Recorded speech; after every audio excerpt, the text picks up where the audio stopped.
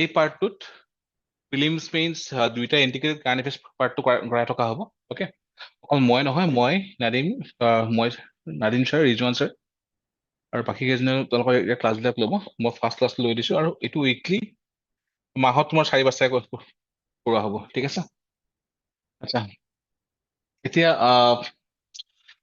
Recent যদি চোৱা আমাৰ উইণ্টাৰ ছেশ্যন অফ দ্য লিজিছলেচাৰ হয়নে আৰু হৈ গ'ল ভালেখিনি আমাৰ বিল পাছ কৰিছে এটচেট্ৰা সেইখিনি ইম্পৰ্টেণ্ট হয় এতিয়া ধৰি লওক উইণ্টাৰ ছেশ্যন আৰম্ভ হ'ব পাৰ্লিয়ামেণ্টৰ সেইখিনি আকৌ নেশ্যনেল পাৰ্চপেক্টিভৰ কাৰণে ইম্পৰ্টেণ্ট হৈ যায় অ'কে তো যদি আমি চাওঁ প্ৰথমতে আমি সৰু সৰু 3টা টপিক লৈছোঁ এটা হ'ল তোমাৰ স্পেচিয়েল ডিভিজন অফ আছাম নেক্সটটো হ'ল land rights to tea garden workers আৰু থাৰ্ডটো one of the most important সেইটো হ'ল ST ষ্টেটাছ কাক 6টা কমিউনিটি হয়নে আচ্ছা লিখিব লাগিব হা চব বস্তু মই ইয়াত নকৰোঁ Assam special division of voter rolls begins ঠিক আছে টপিকটো লিখা special revisions of electoral rolls in Assam special revision of electoral rolls in Assam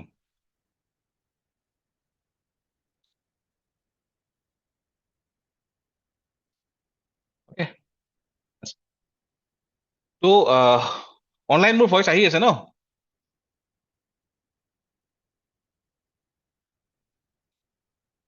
online am I audible Yes, sir. Okay. ঠিক আছে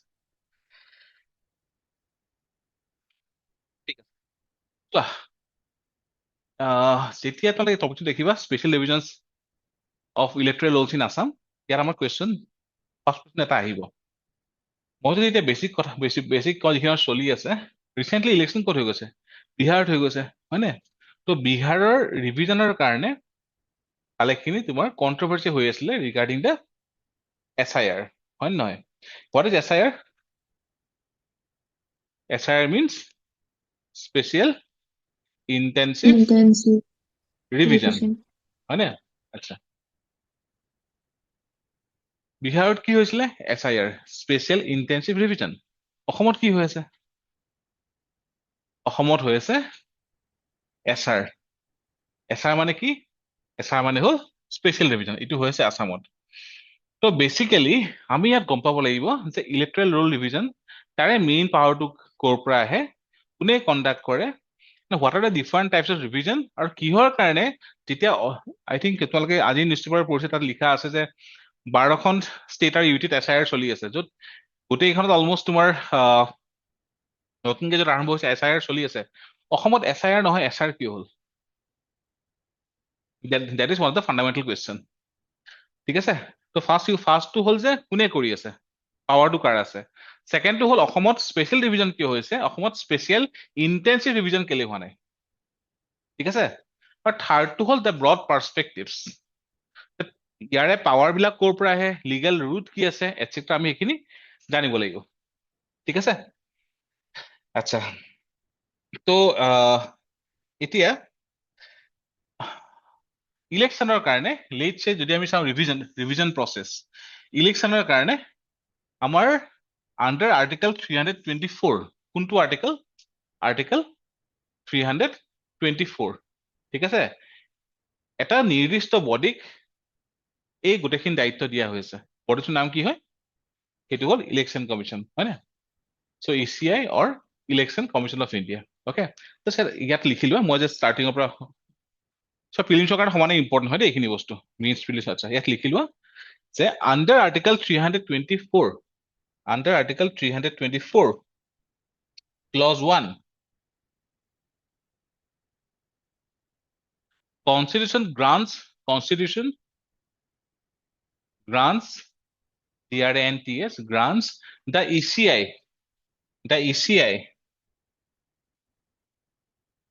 superintendents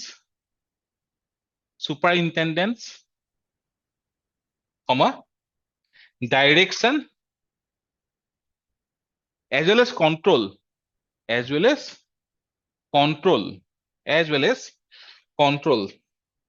the elections to parliament and state legislature the elections to parliament and state legislature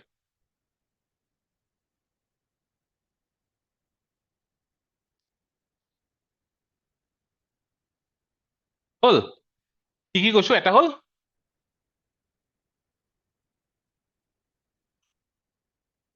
সেকেন্ডটো direct থাৰ্ডটো hall control হয় নাই কোনকেইটা ইলেকশ্যনৰ কাৰণে এটা হল for MP বা পাৰ্লিয়ামেণ্টাৰী ইলেকশ্যন আৰু সেকেন্ডটো হল for MLA or state legislative election ঠিক আছে সো আন্ডাৰ আৰ্টিকল 324 কোনটো বডি ECI কি পাৱাৰ দিয়া আছে তিনটা পাৱাৰ কি superintendence তাৰ next direction then control okay আচ্ছা এইখিনি হল আচ্ছা তো এতিয়া যদি ৰিভিজন কৰিব লগা হয় সেই পাৱাৰটো কাৰ আছে ইলেকশ্যন কমিশনৰ আছে আৰু ইলেকশ্যন কমিশনৰ ৰিভিজন কিয় কৰিব লগা হয় সেইটো এটা কথা ঠিক আছে তো নেক্সট লিখা ইয়াত আহিব আমাৰ আৰ্টিকল 326 আৰ্টিকল 326 কি হয় আৰ্টিকল 326 এনি আইডিয়া আচ্ছা নালাগে লিখি লোৱা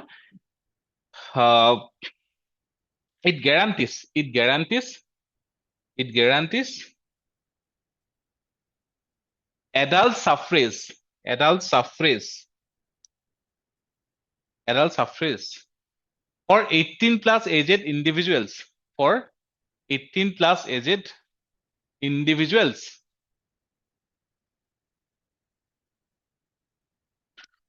to Lok Sabha and state assemblies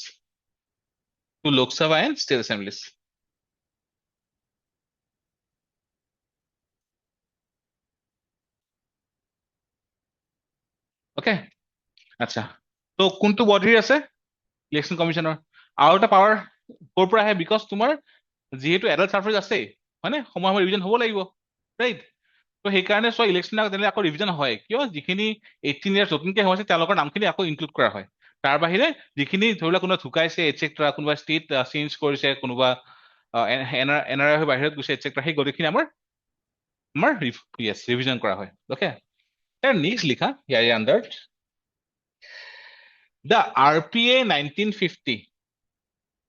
The RPA 1950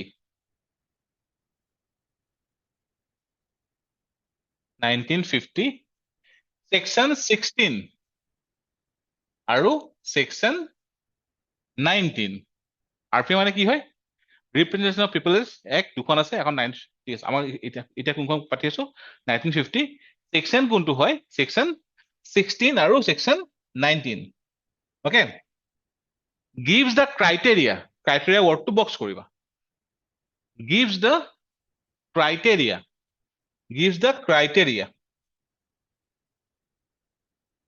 কিহৰ কাৰণে for voter eligibility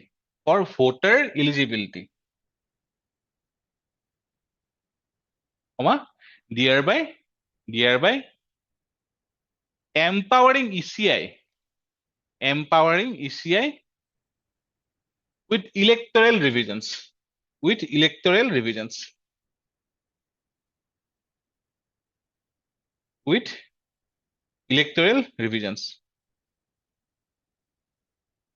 ঠিক আছে বুজি পালা কি বুজিছা হা এতিয়া তুমি তোমালোকে বস্তুখিনি জাষ্ট সেই যিকেইটা পিলাৰ কৰি সেইকেইটা চোৱা ফাৰ্ষ্টত আমি কি গম পালো সেইটো হ'ল পাৱাৰটো কোনটো বডিৰ আছে হা ইলেকশ্যন কমিশ্যন তাৰ নেক্সট আৰ্টিকল 326 কি গ্ৰাউণ্ড কৰে হা এডাল্ট সাফ্ৰেজ ফৰ 18 প্লাছ হয় নে তাৰ নেক্সট আমাৰ আহি গ'ল ৰিভিজন পাৱাৰটো তো ৰিভিজনৰ পাৱাৰটো তোমাৰ ক'ৰ পৰা আহে RPA 1950 তাৰ সেকশন কি হয় সেকশন 16 and 19 ঠিক আছে হল আচ্ছা তো আমি এতিয়ালৈকে গম পালো যে ইয়াৰ পৰা বডি কোনটো হয় ECI হয় নে কাক ইয়াক ৰিভিউ কৰে সিটিজেন তাৰ 18 প্লাছ এজ হয় নে তাৰ কাৰণে কি কৰিব ৰিভিজন কৰিব ঠিক আছে হল এইখিনিলৈকে ক্লিয়াৰ আছে নেক্সট লিখা types of revision next hall types of revision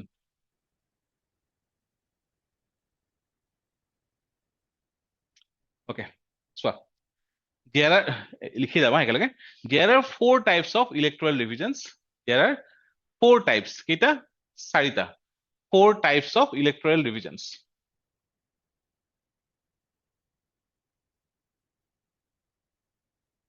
ঠিক আছে? Number 1 টো হ'ল intensive revision.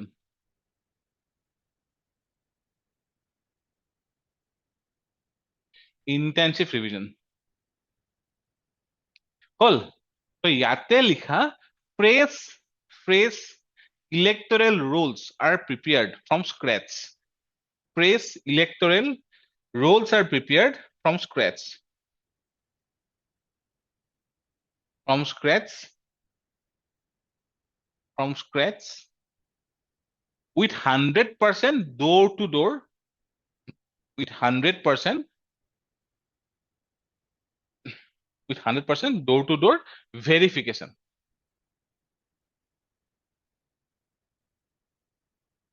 হল? তো ফার্স্ট কি হল? ইন্টেনসিভ. সেকেন্ড লিখা সামারি রিভিজন.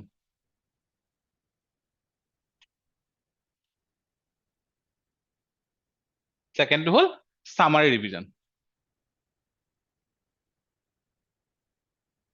এই তোমালোকৰ নামবিলাক ভুলকে আহে, টাইটেল ভুলকে আহে, কাৰোবাৰ স্পেলিং ভুলকে আহিছে, হয়নে?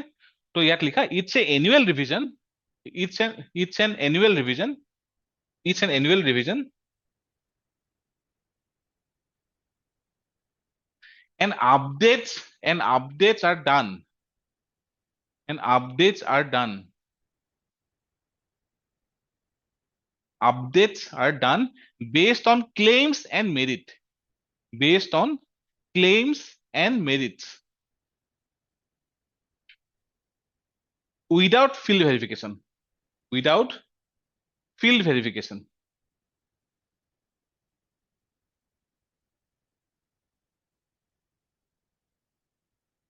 ঠিক আছে? হল? তো এটা কি গিলো?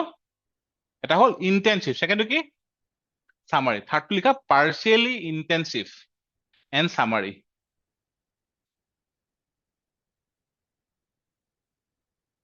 Partially intensive and summary.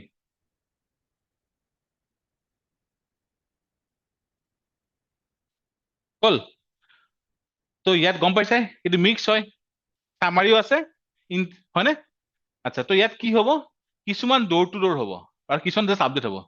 তো ইয়াত লিখা officers visit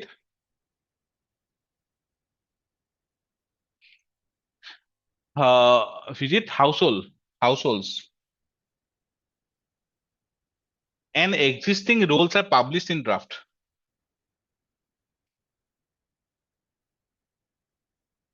And existing roles are published in draft. ঠিক আছে? আর ফোর্থ টু হল স্পেশাল রিভিজন. Fourth to হল special revision. It is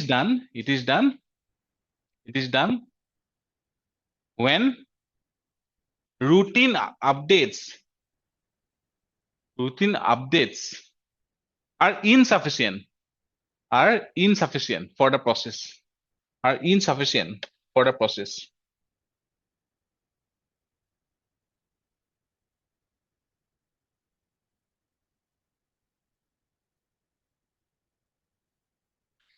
ঠিক আছে? আচ্ছা, আমাৰ কিমানটা আছে? 4টা আছে. ফার্স্টটো কি? ইন্টেনসিভ. সেকেন্ডটো কি? সামারি. থার্ডটো কি? Partial summary. ফোর্থটো কি? স্পেশাল. ঠিক আছে? আচ্ছা, এবাৰ কোনটো হৈ আছিল বিহাৰত? Special intensive. মানে again it's a hybrid kind of. এটা হল স্পেশাল, নেক্সট হল ইন্টেনসিভ. তো this was not the first case of SIR. Okay, যদি আমি ইমিডিয়েট হিষ্ট্ৰী চাওঁ, ইন দ্য ইয়াৰ 2003, কেতিয়া? 2003 ইন দ্য ইয়াৰ 2003 ইয়াত কি হৈছিলে? SIR আকৌ আগতে হৈ গৈছিলে. ঠিক আছে? তো বাই চান্স এক্সামত আহিব পাৰে ন, this is the first time SIR is done in India. ফিলিমছত আহি যায় নহয়, ৰাইট? তো 2003 হৈ গৈছিলে, হয়নে? SIR কিয় কৰা হয়? যেতিয়া তোমাৰ কমপ্লেইন থাকে, বহুত মানে অমিশন এণ্ড এৰৰ্ছ আছে, তোমাৰ তেতিয়া কৰা হয় স্পেচিয়েল ইণ্টেনচিভ হ'ল এতিয়া অসমত কি হৈ আছে আমাৰ কোনটো হয় অসমত স্পেচিয়েল ৰিভিজন হয়নে তো এটা কুৱেশ্যন লিখা why special SR in Assam in place of SIR why SR in Assam in place of SIR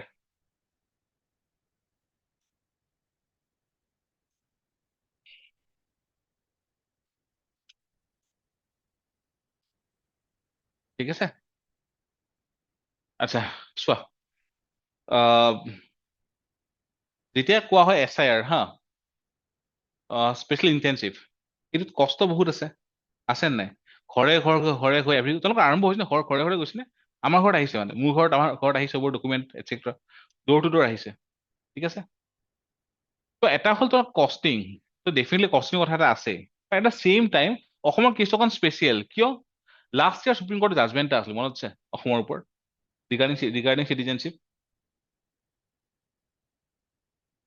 regarding citizenship অসমৰ ওপৰত জাজমেণ্ট এটা আছিল যোৱা বছৰ সুপ্ৰিম কোৰ্টৰ যোৱা বছৰ নে এই বছৰহে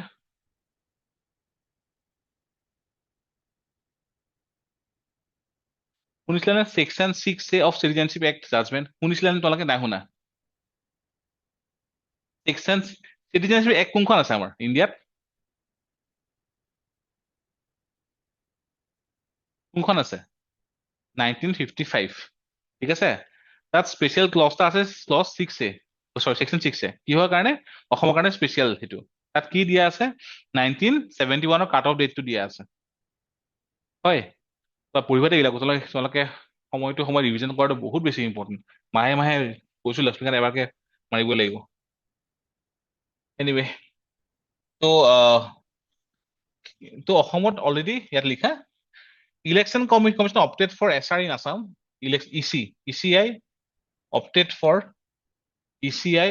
for SR in Assam because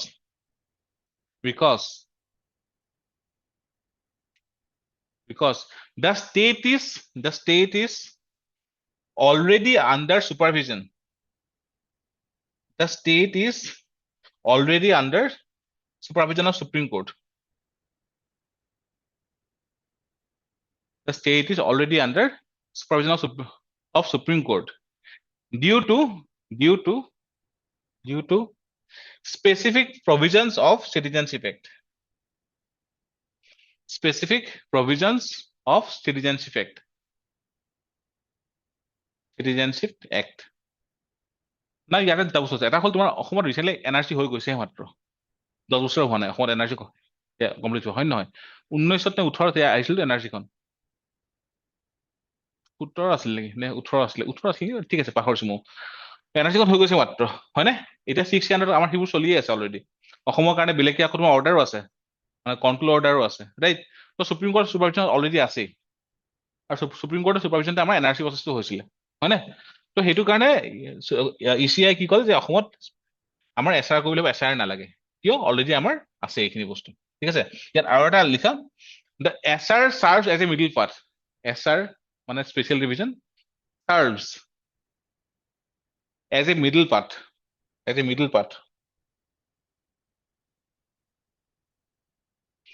which is more detailed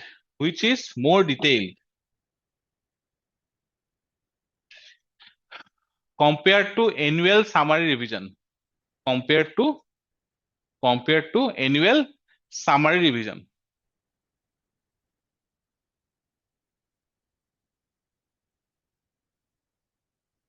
but less intensive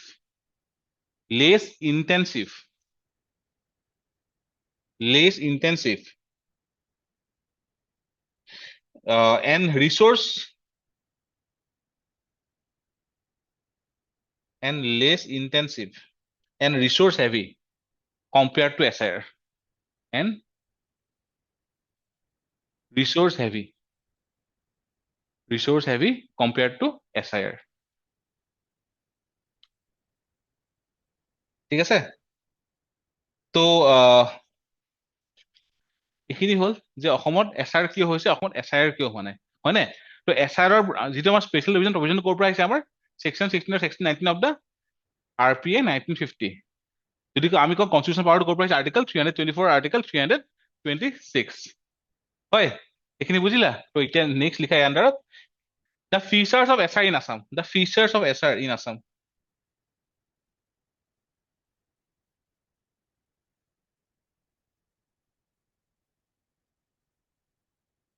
ঠিক আছে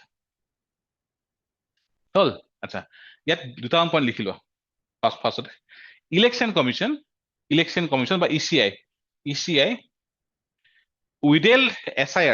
withheld SIR withheld SIR until NRC process is completed until NRC process is completed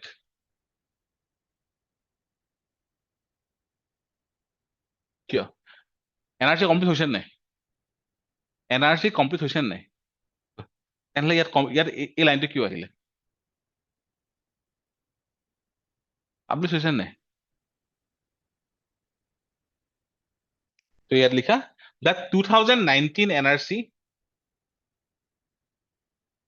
the 2019 NRC which excluded 19.6 lakh individuals which excluded 19.6 lakhs individuals out of 3.3 crore applicants out of 3.3 crore applicants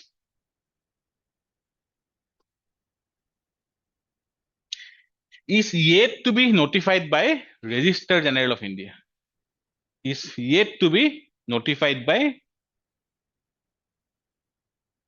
RGI বা Registrar General of India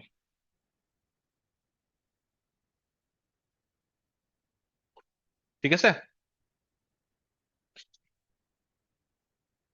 হল বুঝছা তো আমিতো অকণমান কৈছিলো NRC complete হোৱা নাই এইটো কাৰণে হোৱা নাই বিকজ RGI notify কৰা নাই হল তাৰ নেক্সট লিখা নেক্সট পইণ্টটো 1 January 2026 1 January 2026 will be the qualifying date for the state will be the qualifying date for the state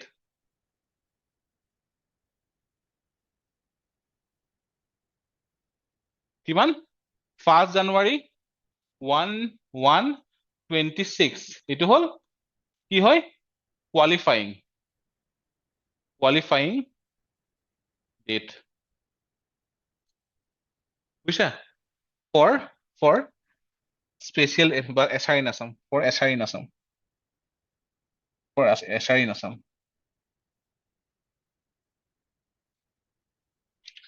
ঠিক আছে আচ্ছা অসমত SR হয় ন তো ইয়াত নেক্সট লিখা the legal power is drawn from the legal power is drawn from RPA section 21 clause 3 কিমান RPA section 21 clause 3 হল তাৰ নেক্সট লিখা number A point door to door verification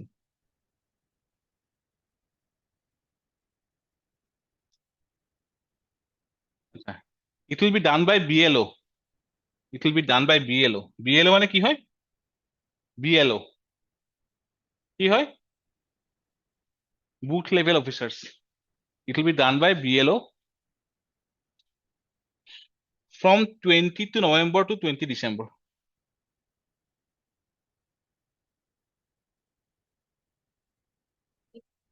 হ্যাঁ ঠিক আছে নাম্বার বি লিখা handling of the voters number B handling of the voters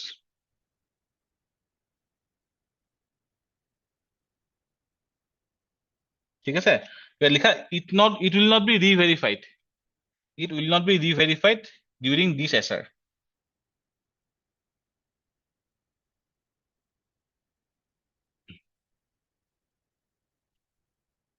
re-verify নকৰে হয়নে this SR Okay.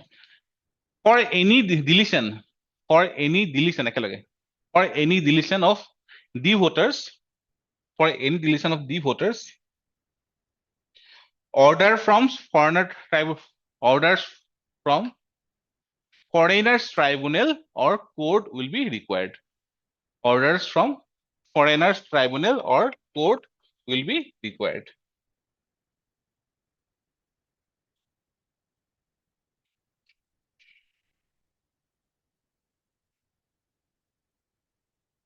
ঠিক আছে হল তো এইটো হল অসমৰ স্পেচিয়েল ৰিভিজন কি গম পালা ষ্টাৰ্টিঙত আৰ্টিকেল 324 অথৰিটি কাক কৰিছে ইচিআই আৰ্টিকেল 326 ইচিআই কনষ্টিটিউচনেল পাৱাৰটো দিছে দেন আৰপিএ সেকশন 16 আৰু সেকশন 19 কি কৰিছে চাৰিটা টাইপৰ ৰিভিজনৰ কাৰণে ইচিআই পাৱাৰ দিছে কি হয় এটা হল ইন্টেনসিভ তাৰ next summary then partially intensive summary fourth to special এটা আমাৰ হাইব্ৰিড কি হয় এসআইআৰ স্পেচিয়েল ইন্টেনসিভ হয় না অসমত কি হৈছে এসআইআৰ হোৱা নাই কিয় হোৱা নাই বিকজ অলৰেডি সুপ্ৰিম কোৰ্টৰ আন্ডাৰত আমাৰ এনআৰসি টো চলি আছে এনআৰসি আমাৰ ফাইনালি পাব্লিছ হোৱা নাই কিয় আৰজিআই এতিয়ালৈকে পাব্লিছ কৰা নাই ঠিক আছে সেইটো কাৰণে অসমত কি কৰিছে এসআইআৰ জাগাত এসআৰ কৰিছে প্ৰসেছটো কি বিএলএ কৰিব মানে কি হয় বুথ লেভেল অফিচাৰ্ছ হয় নে তো তাৰপিছত তোমাৰ কি হ'ব ডাউটফুল ভোটাৰবোৰ তেওঁলোকক ডিলিট কৰিব নে ডিভেৰিফাই কৰিব নোৱাৰে ডিলিশ্যন কেতিয়া কৰিব পাৰিব অনলি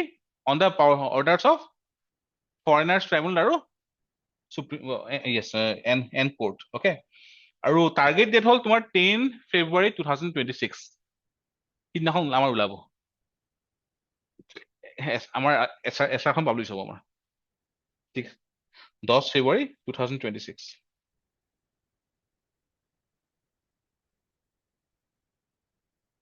বুজিছা তো ইয়াৰ পৰা কুৱেশ্যন এইবিলাক আহিব পাৰে যে ফৰ দ্য ফাৰ্ষ্ট টাইম এছআৰ হৈছে ইণ্ডিয়াত নাই হোৱা ফৰ দ্য ফাৰ্ষ্ট টাইম ইণ্ডিয়াত এছআইআৰ হৈছে নাই হোৱা চ' আগতে হৈ গৈছে এইবিলাক ঠিক আছে দেখিছা যিখিনি লিখিছা সেইখিনি তোমালোকৰ প্ৰিলিমছ মেইনছৰ কাৰণে চাফিচিয়েণ্ট হয় আৰু তোমালোকৰ এইটো উইকত যিটো টেষ্ট থাকিব নহয় তাত ইয়াৰ কুৱেশ্যন থাকিব হা এইবাৰ তোমাৰ চানডে টেষ্ট আছেতো নেক্সট চানডে টেষ্ট হ'বতো নেক্সট চানডে এই পাৰ্টটোৰ কুৱেশ্যনখিনি থাকিব অ'কে এইটো আছিলে আমাৰ ফাৰ্ষ্ট টপিক আমি কিবা ডাউট আছে নেকি কোৱা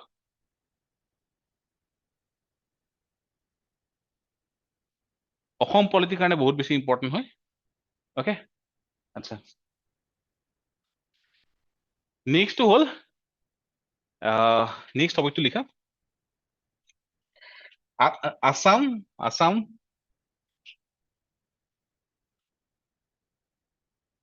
আসাম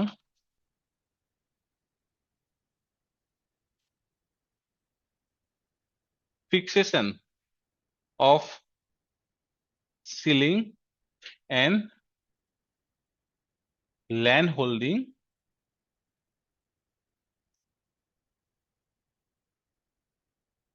Amendment Act 2025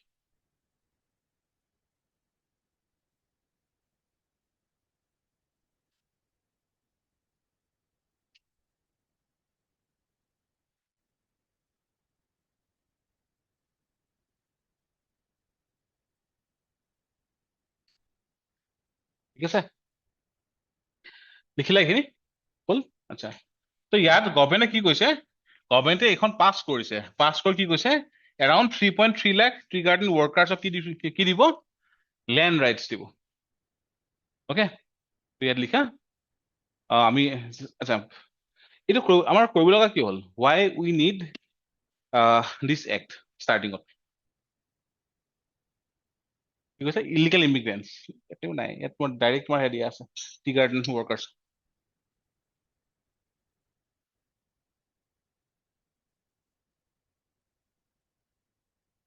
হা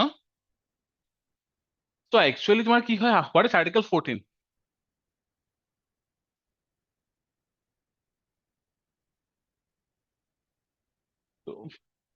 right to equality equality before law equal protection of law rule of law সব গোটেইবিলাক আহিব ইয়াত ঠিক আছে আচ্ছা এতিয়া যেহেতু আমাৰ ইকুৱেলিটি আছে তো ডেফিনেটলি অলছ ফ্ৰম আৰ্টিকেল 38 আৰু 39 কি হয় ডিৰেক্টিভছ হয় য'ত গভৰ্ণমেণ্টে সেইখিনি পালন কৰিব লাগিব কিহৰ কাৰণে to attain certain level of equality equity লাগিব লেটছ সে তোমালোকৰ এতিয়া ঘৰ বাৰী নাই কি কৰিবা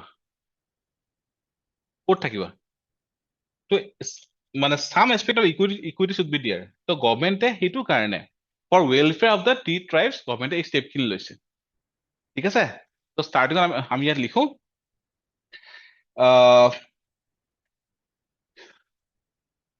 This policy constitutes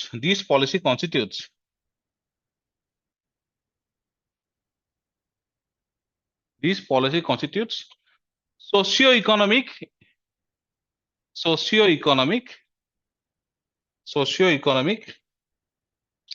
and welfare interventions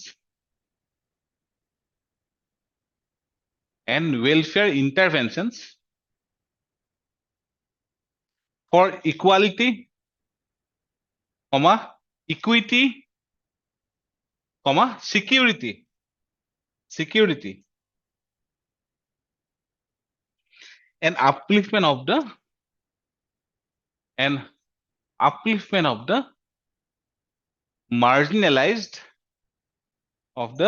marginalized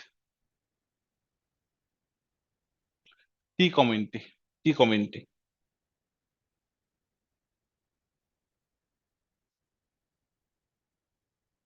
ঠিক আছে এতিয়া তোমাক ইম্পৰ্টেণ্ট কনচেপ্ট শুনিবা ওকে তো ফাৰ্ষ্টতে লিখা কি provisions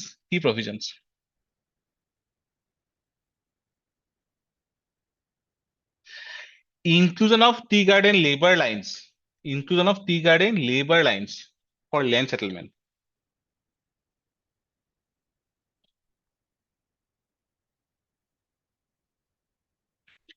labor lines okay inclusion of tea garden labor lines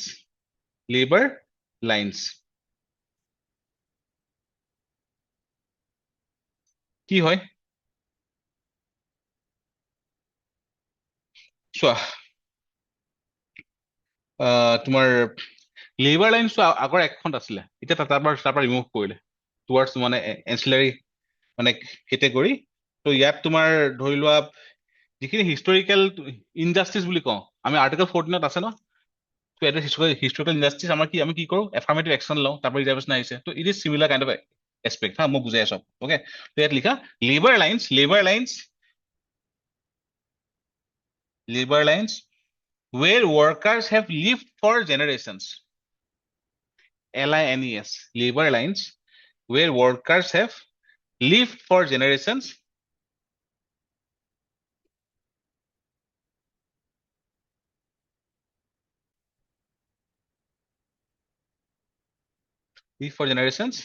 are now eligible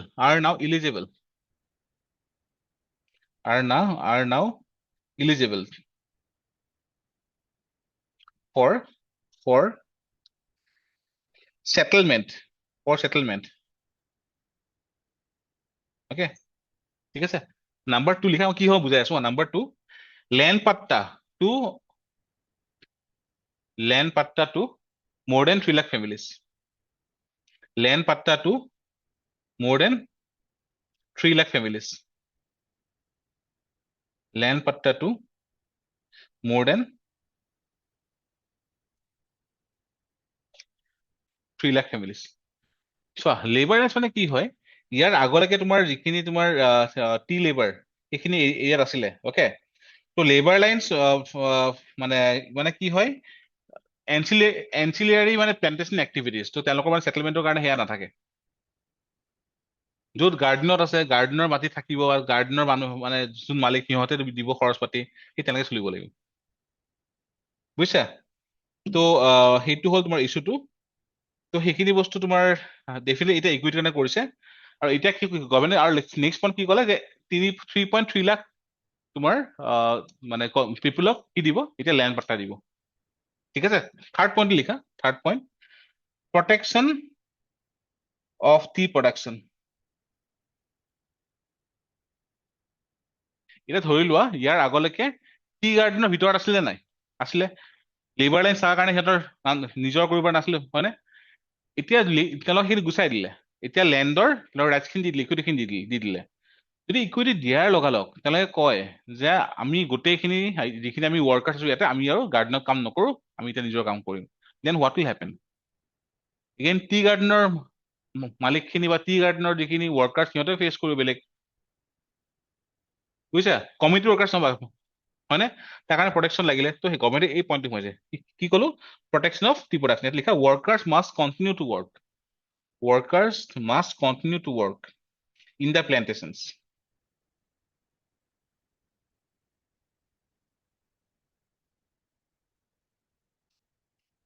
হ'ল comma, leaving the job or disposing the land will invite restrictions. Leaving the job or disposing the land will invite restrictions. হা কোৱা?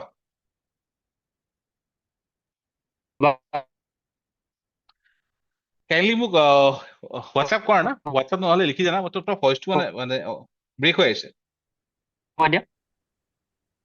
মোক WhatsApp কৰা নহ'লে সেয়া তোমাৰ ভইচটো brake হৈ আছে।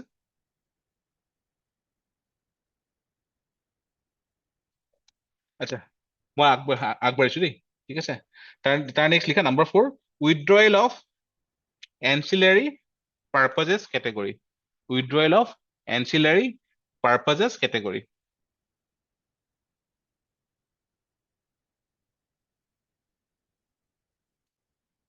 Withdrawal of ancillary purposes category. ঠিক আছে? তো ইয়াত লিখা no future misuse of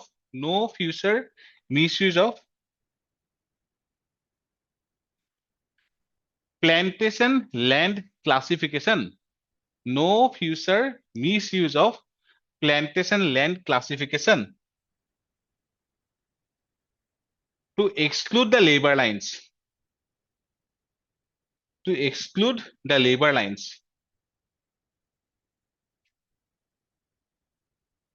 To exclude the labor lines from settlement processes. From settlement processes. From settlement processes.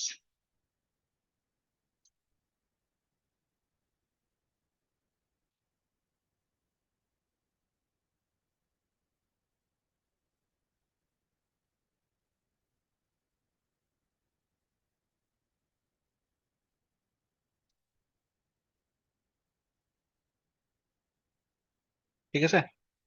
হ'ল? আচ্ছা, লাষ্ট পইণ্ট ইয়াৰে আণ্ডাৰত এইটো হ'ল integration of with welfare schemes. Integration with welfare schemes. With welfare schemes. ঠিক আছে? যিবিলাক আছে অৰুণোদয় কোৱা বা চেন্ট্ৰেলৰ যিবিলাক স্কিম আছে সেইখিনি কোৱা, তো সেইখিনি ইণ্টিগ্ৰেট কৰা হ'ব। অ'কে? যেনে আৱাস যোজনা, দেন তোমাৰ পানীৰ কাৰণে জল জীৱন mission etcetera, all will be integrated. বুজি পাইছা? তো এতিয়ালৈকে দি Safar due to liver lines, বা তেওঁলোকক ধৰি লোৱা লেণ্ড চেটলমেণ্ট হোৱা নাছিলে। অ'কে? কিমানখিনি দি আছে? 3.3 লাখ লেণ্ড গাৰ্ডেন ৱৰ্কাৰ্ছ, চৰি টি গাৰ্ডেন ৱৰ্কাৰ্ছ। কিয় ইম্পৰ্টেণ্ট? ফৰ দিয়াৰ ইকুইটি। তো আমি সদায় সুধো, সদায় আমি মেইনছত লিখিব লগা হৈছে ধৰি লোৱা আগতে যে টি কমিউনিটিৰ প্ৰব্লেম কি কি আছে। Now government is going for a solution, হয়নে? তো ইয়াৰ ওপৰত আমি চাগে আকৌ পঢ়িব লগা হ'ব পিছলৈকে। কিহৰ কাৰণে? বিকজ বিলখন জাষ্ট পাছ হৈছে ন, তো সেইকাৰণে অকণ আৰু পঢ়ি ল'ব লাগিব। বাট ইয়াৰে ভিতৰত তোমালোকৰ ধৰি লোৱা এনচিলাৰী পাৰ্পাছটো কি হয়, কোনখন এক্টৰ আণ্ডাৰত, হোৱাট ইজ লেবাৰ লাইন্স, বুজিছা? কেনেকে কৰিব গভৰ্ণমেণ্টে, সেইখিনি বস্তু ইয়াত ইম্পৰ্টেণ্ট হ'ব। হ'ল? নেক্সট টপিকটো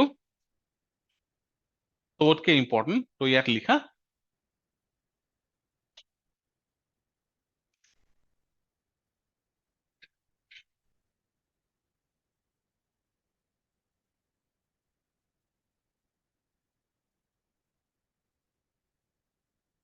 ইয়াত লিখা Govt of Assam recommended 6 communities. Govt of Assam recommended 6 communities. Govt of Assam recommended 6 communities. কিহৰ কাৰণে?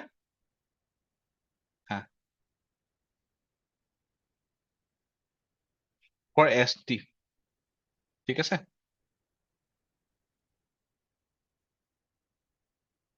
হল আচ্ছা নাও ইয়াতে আমি তিনটা বস্তু চাব লাগিব ফাৰ্ষ্টটো হ'ল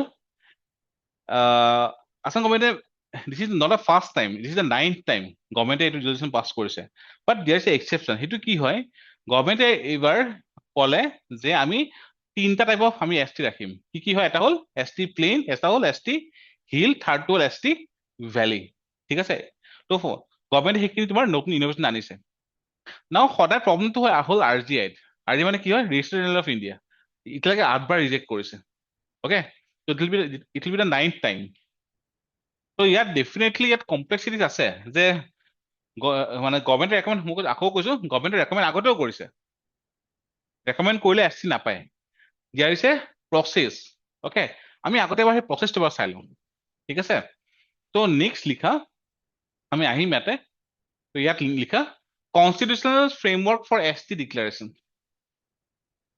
constitutional framework for S T declaration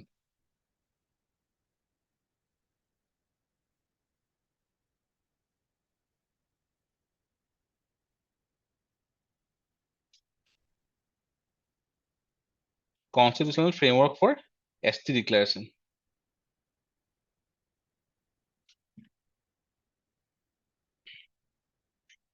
তো ইয়াত লিখা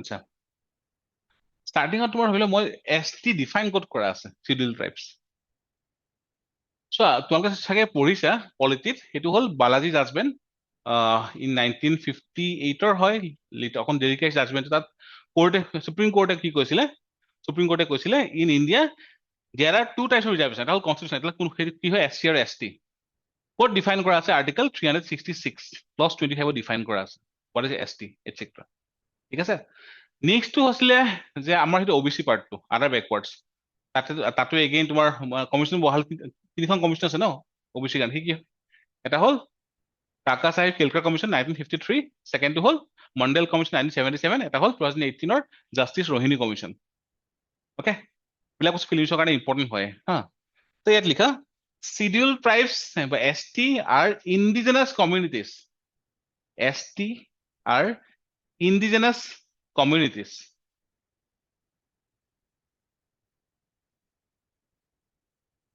comma officially recognized by government officially recognized by government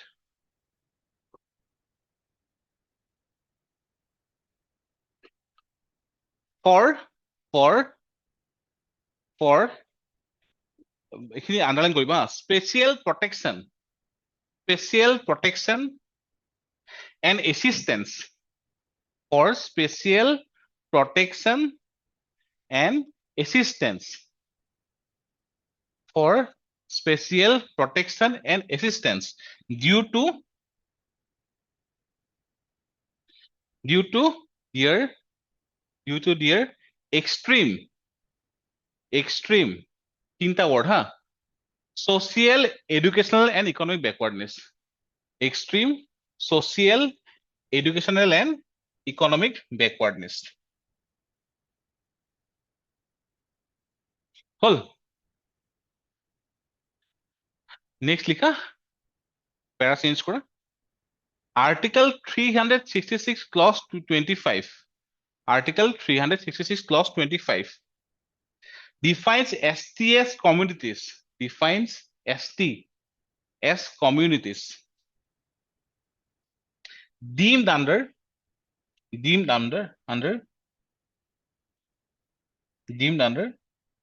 article 342 okay for purposes of constitution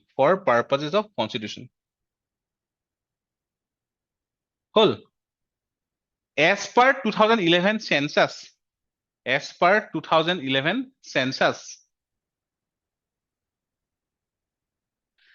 104 million STs 104 million ST comma which is 8.6% of India's population which is 8.6% of population resides in forest and hilly area. Resides in forest and hilly area.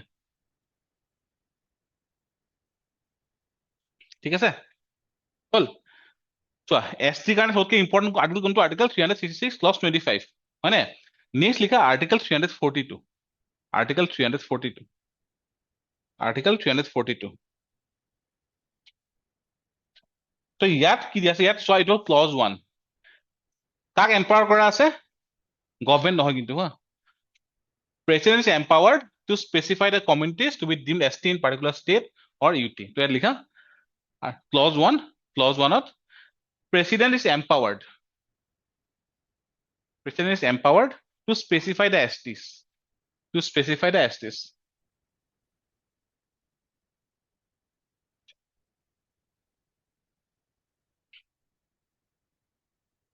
ঠিক আছে close 2 দুটা important part আছে হা প্ৰিলিমছৰ এটা হ'ল তোমাৰ close 2 লিখা Parliament has the exclusive power. Parliament has the exclusive power. Parliament has the exclusive power to include or exclude any community from ST list. Any community from ST list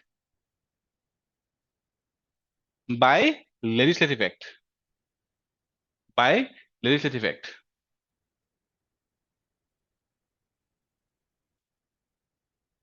Legislative act. ঠিক আছে হল আচ্ছা তো ST কাৰণে আমাৰ important এটা article 365 close 25 define আছে 342 close 1 কোনে দিয়ে প্ৰেসিডেন্টে দিয়ে পাৱাৰটো কাৰ আছে পাৰ্লিয়ামেন্টৰ টু ইনক্লুড অৰ এক্সক্লুড হয় না ভায়া লেজিসলেশন আৰু এবাৰ যদি ল বনাই প্ৰেসিডেন্সিয়েল অৰ্ডাৰেও ইয়াক মডিফাই কৰিব নোৱাৰে ঠিক আছে সেকেন্ড পাৰ্ট প্ৰিলিমছৰ কাৰণে ইম্পৰ্টেন্ট হয় মই এখন তোমাক শেয়াৰ কৰি দিম আচ্ছা আৰু নেক্সট লিখা লকুৰ কমিটি 1965 লকুৰ কমিটি কি committee Lokur committee 1965 gave 5 criteria for inclusions. Gave 5 criteria for inclusions. ঠিক আছে ফার্স্ট টু কি indication of primitive traits. First two লিখা primitive traits. Number 1 primitive traits. তার মানে ট্রেডিশনাল আর্কাইক লাইফস্টাইলস মানে পুৰণি এগ্ৰিকালচাৰ প্ৰসেস এটসেট্ৰা লিখিলে হ'ব একো নাই নেক্সট হল ডিস্টিংটিভ কালচাৰ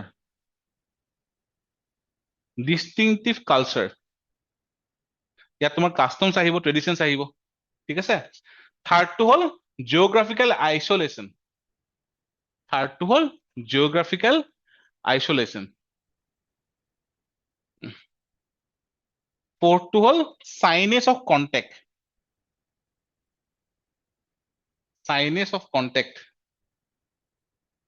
আৰ ফিফথ টু হল ব্যাকওয়াৰ্ডনেস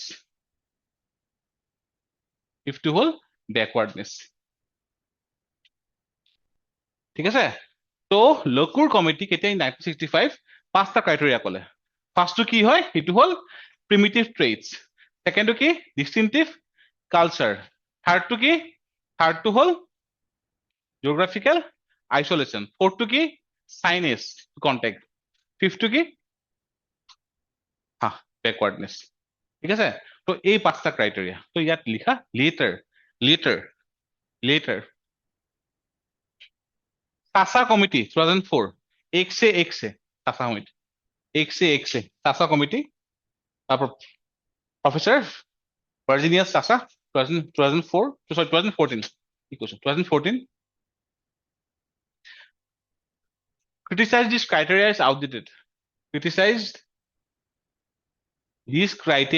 as outdated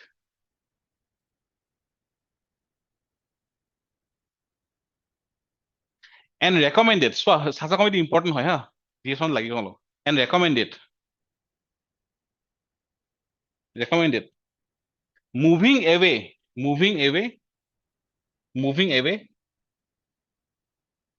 from terms like primitive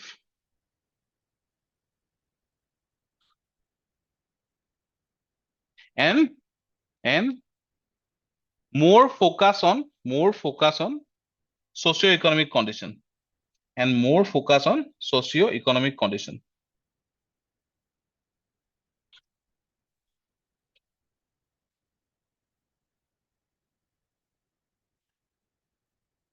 ঠিক আছে হল তো এইখিনি হল তোমাৰ কনস্টিটিউশনাল ফ্ৰেমওয়াৰ্ক ওকে পাঁচটা ক্ৰাইটেৰিয়া আৰু ৰিসেন্ট আপডেট খিনি শাসা কমিটি ৰেকমেন্ডেশন নেক্সট যদি চোৱা গ্ৰান্ট কেনেকে কৰে ওকে তো তাৰ নেক্সট সাবহেডিং লিখা procedure for granting ST status procedure for granting ST status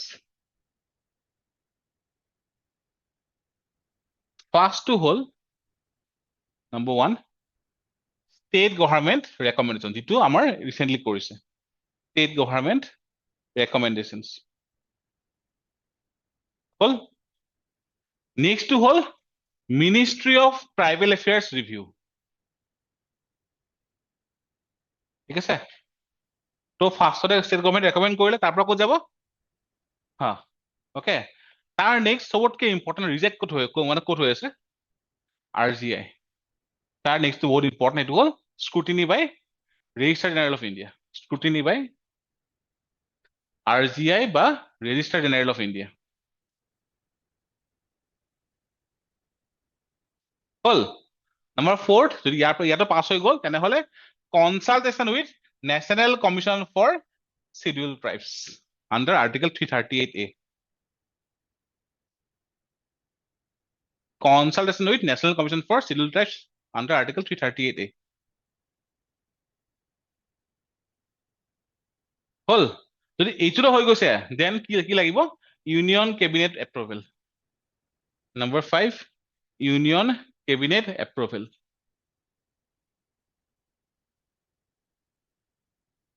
hall number 6 amendment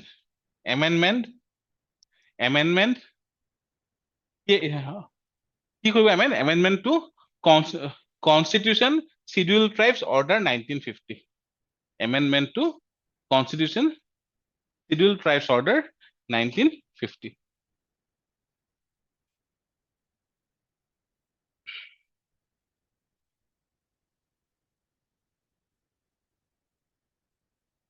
ঠিক আছে হল তো এতিয়া চোৱা হা আমাৰ কি পঢ়িলো ST কি হয় আৰ্টিকেল কি ক'ৰ পৰা আহিছে হয়নে তাৰ নেক্সট তোমাৰ কি পঢ়িলো প্ৰসেসটো কি হয় ৰাইট আৰু প্ৰসিডিউৰ ফৰ গ্ৰান্টিং ST status কি হয় লগতে আমাৰ পাঁচটা কন্ডিশন আন্ডাৰ লোকাল কমিটি আৰু ৰিসেন্ট তোমাৰ সাতটা কমিটিৰ ৰেকমেন্ডেশন ঠিক আছে তো এইখিনি চোৱা এতিয়া আমি অকল এইটোতে আছো অসমৰ ক্ষেত্ৰত তাৰ নেক্সট আকৌ এইকেইটা আছে আগৰ 8বাৰ ৰিজেক্ট ক'ত হৈছে এই থাৰ্ডটোত RGI মানে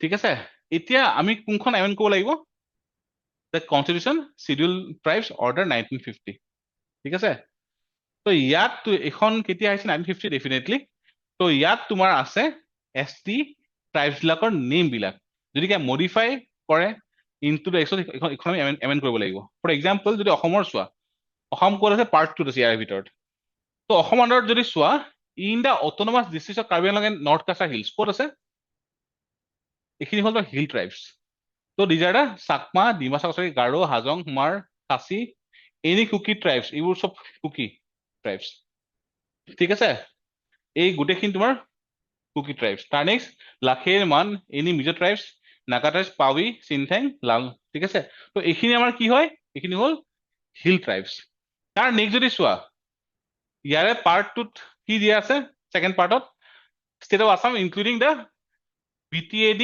excluding autonomous district of Karbi Anglong মানে হিল ডিস্ট্ৰিক্টখিনি এক্সক্লুড কৰি বাকিবোৰ কি হয় বৰ্মন চিন কাছাৰ বড়ো কাছাৰী দেউৰী হোজাই কাছাৰী সোণোৱাল এইখিনি আমাৰ ST প্লেইনছ হয় বুজি পাইছা তো আমাৰ ক'ত আছে ST খিনি ডিফাইন কৰা আমাৰ আছে ক'ত the constitution scheduled tribes order 1950 তাক কি ডিফাইন কৰা আছে ফার্স্ট পার্টত হিল ট্রাইবস সেকেন্ড পার্টত প্লেইন ট্রাইবস না হোয়াট ইজ দ্য ইস্যু ইস্যুটো কি এতিয়া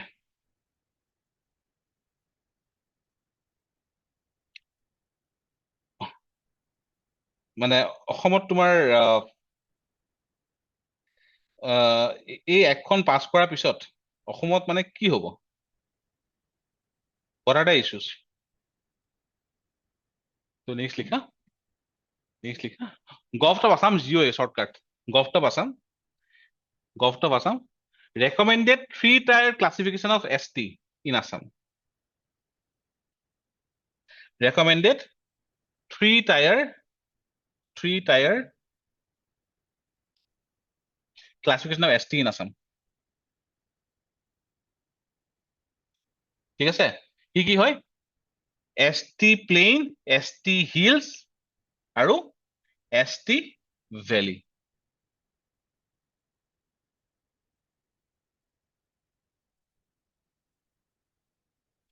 ওকে, বাট আমাৰ কনষ্টিটিউশ্যন কি ডিফাইন কৰা আছে? হা, ঠিক আছে, তো ইয়াত লিখা hence parliament will need to enact special legislation. Parliament will need to enact special legislation. Parliament need to enact special legislation to give statutory backing to 3-tier reservation framework. To the 3-tier reservation framework.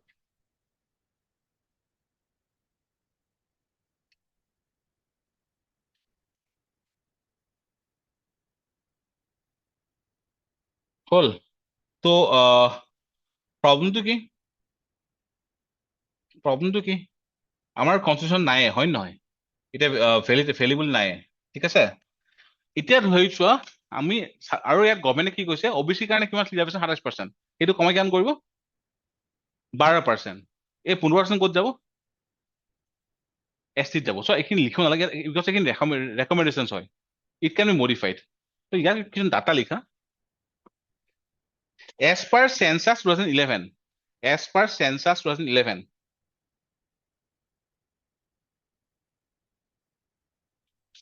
Assam has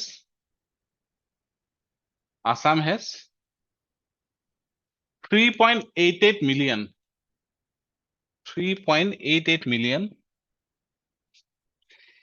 ST population.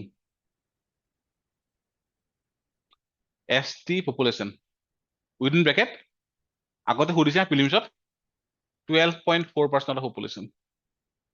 12.4% of the population.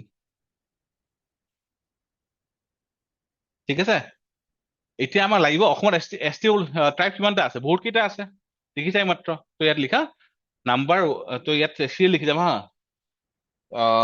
Bodo tribe, within bracket 35% of ST. Second হ'ল মিচিং 17.5%. ফাৰ্ষ্টটো কি? বড়ো কিমান? Then Mising কিমান? ঠিক আছে, ছেকেণ্ডটো হ'ল মিচিং, থাৰ্ডটো হ'ল কাৰ্বি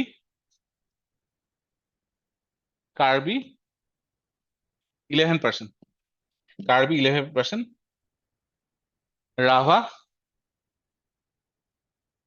7.6%, আৰু কছাৰী 6.5%.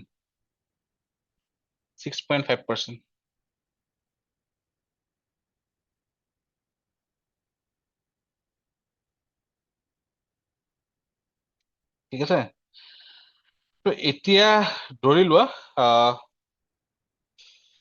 আমাৰ কিমান আছে ST টোটেল? এতিয়া প্ৰব্লেমটো হ'ল Koch population is around 5 lakhs, চাগে তাতকৈ বেছি হ'ব মই নাজানো। ঠিক আছে, আহোমৰ পপুলেশ্যন কিমান আছে? যদি টি ট্ৰাইবছ খিনি কোৱা, টি কমিউনিটি, তেওঁলোকৰ এৰাউণ্ড তোমাৰ আই থিংক 3 to 7 million মানটো আছে তেওঁলোকৰ। তো ইয়াত কিমান আছে অসমত কাৰেণ্টলি?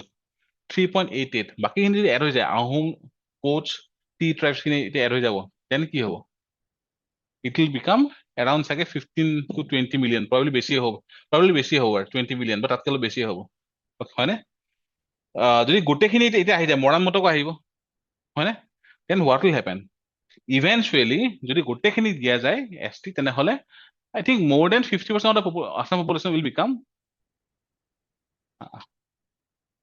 কি হ'ব ট্ৰাইবেল হৈ যাব এৰাউণ্ড তোমাৰ 2 crore তোমাৰ ট্ৰাইবেল পপুলেশ্যন তেতিয়া কি হ'ব অসমখন ট্ৰাইবেল ষ্টেটছ তো ইয়াত ডেফিনেটলি চোৱা এতিয়া যেনেকে তোমাৰ সোণাপুৰ এৰিয়াত যদি ইফালে চোৱা তোমাৰ আমিনগাঁও দেন ইফালে মিৰ্জা কোৱা ভি আই পি কোৱা চব পিনে ডেভেলপমেণ্ট হৈছে সোণাপুৰ এৰিয়াটো তোমাৰ কি হয় সেইটো এছ টি বেল পৰি গ'ল এছ টি বেল ক'ৰ পৰা আহে তোমাৰ বেলটেন কৰিছা বেলটেন ব্লক ক'ৰ পৰা আহে tribal belt and block chapter 10 of the এখন পঢ়িবা দেই প্ৰাৰম্ভখন আকৌ কৈছো চেপ্টাৰ 10 অফ দ্য কি লেণ্ড ৰেভিনিউ ৰেগুলেশ্যন এক্ট 1886 তাৰ পৰা আহে তো সেইবিলাক বস্তু ইয়াতে আহি যাব again so' it's a very critical topic ইণ্টাৰভিউৰ কাৰণেতো বহুত ইম্পৰ্টেণ্ট হ'ব যাৰ এটা ইণ্টাৰভিউ আছে এই বছৰ APSC তাৰ বাহিৰে তোমালোকৰ প্ৰিলিমছ মেইনছৰ কাৰণে বহুত ইম্পৰ্টেণ্ট আৰু দিছ ডাটা যিহেতু এছ টি ইন নিউজ ঠিক আছে তোমালোকে চাব লাগিব যে লগালগ ক্লিক কৰিব লাগিব যে এইবাৰ এছ টিৰ পপুলেশ্যনৰ ওপৰত কুৱেশ্যন আহিব পাৰে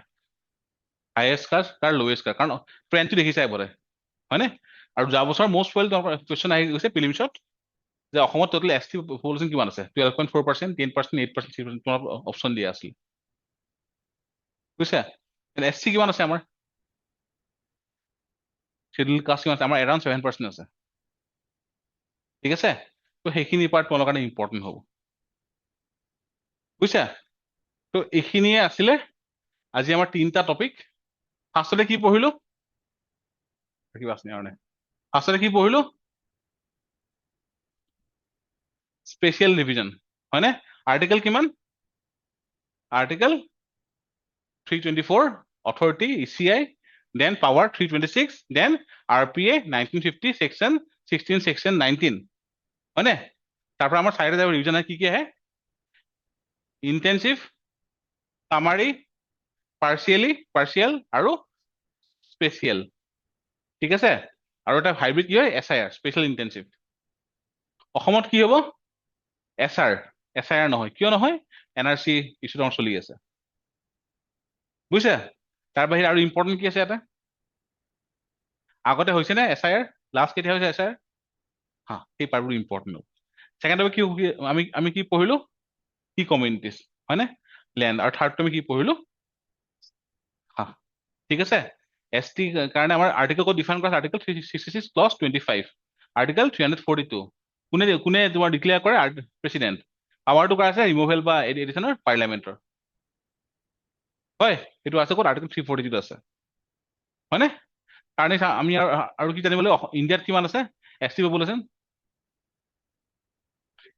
সেইটো অসমৰ হয় ইণ্ডিয়াত কিমান আছে এৰাউণ্ড 8% অসমত কিমান 12.4% ঠিক আছে এতিয়া আমাৰ 3টা দিছে কি কি হয় প্লেইন হিলাৰ ভেলী তো valley will be a new but definitely লাগাত আমাৰ কেইটা ষ্টেজ আছে 6টা ষ্টেজ ফাৰ্ষ্টতে কি হ'ব ষ্টেটে ৰেকমেণ্ড কৰিলে নেক্সট ক'ত যাব মিনিষ্টাৰ ট্ৰাইবেল এফেয়াৰ তাৰ পৰা ক'ত যাব RGI পৰা ক'ত যাব নেশ্যনেল কমিশ্যন তাৰ পৰা পাৰ্লিয়ামেণ্টে পাছ কৰিব হয়নে আফটাৰ ডেট কণ্ট্ৰল অৰ্ডাৰটো মানে এমেণ্ড হ'ব হয় এইখিনি আজি তোমালোকৰ উইকলি এটা হৈ থাকিব হ'ব দিয়া ঠিক আছে থেংক ইউ